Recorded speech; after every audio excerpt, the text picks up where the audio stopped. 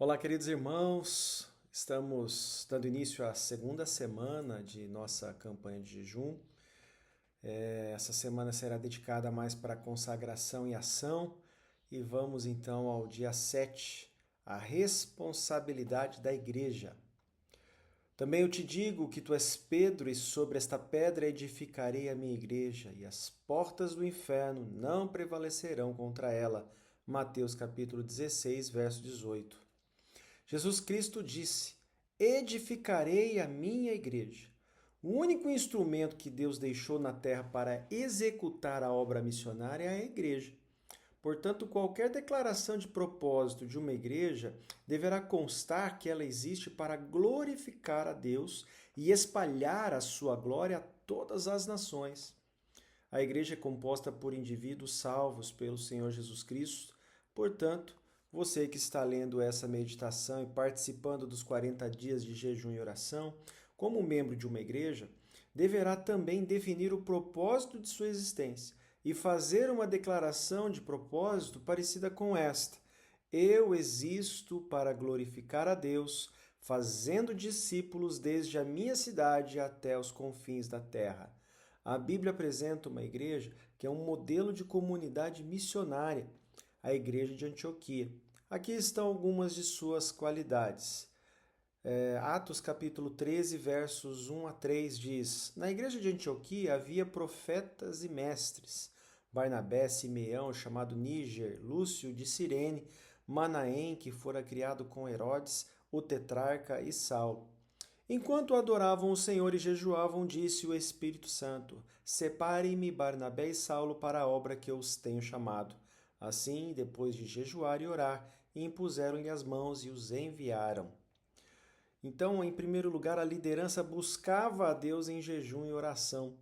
Uma liderança comprometida com Deus, em buscar a sua face e direção, claramente terá a visão de executar o plano de Deus para o mundo. E, em segundo lugar, obedeciam à voz do Espírito Santo, conforme o verso 2. O Espírito Santo falou com a direção da igreja, dando-lhe orientação ministerial, e eles obedeceram.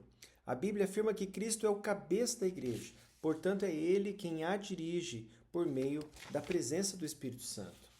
Em terceiro lugar, o Espírito Santo pediu os melhores para missões. Barnabé e Saulo foram os primeiros pastores da igreja de Antioquia.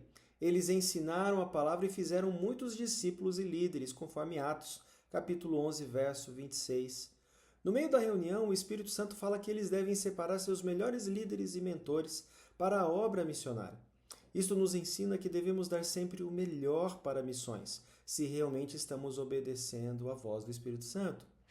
Em quarto lugar, enviaram seus melhores para missões, conforme o verso 3. O texto diz que após o jejum e a oração, a igreja obedeceu e enviou seus melhores para missões. Se continuarmos estudando o texto de Atos dos Apóstolos, verificaremos que Barnabé e Saulo voltaram para dar testemunho do que Deus fez através deles no campo missionário. Além disso, a igreja de Antioquia enviou o apóstolo Paulo nas suas 3 viagens missionárias. Mais adiante, estudaremos a igreja de Antioquia de uma forma mais detalhada. Nossas igrejas precisam obedecer à visão bíblica, buscar a Deus e também enviar seus melhores membros para a obra missionária. Você, que é membro da igreja, está disposto a crescer espiritualmente e, se Deus o chamar, obedecer e dizer como o profeta Isaías: eis-me aqui, Senhor, envia-me a mim?